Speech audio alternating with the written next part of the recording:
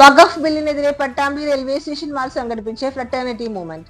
വഖഫ് ഭേദഗതി bill തള്ളിക്കളയണമെന്നാവശ്യപ്പെട്ടുകൊണ്ട് fraternity movement Palakkad ജില്ലാ committee Pattambi railway station March സംഘടിപ്പിച്ചു. മേലെ പട്ടാമ്പിയിൽ നിന്ന് ആരംഭിച്ച മാർച്ച് റെയിൽവേ സ്റ്റേഷന് മുന്നിൽ പോലീസും RPF ചേർന്ന് തടഞ്ഞു. തുടർന്ന് പ്രതിഷേധ യോഗം നടന്നു.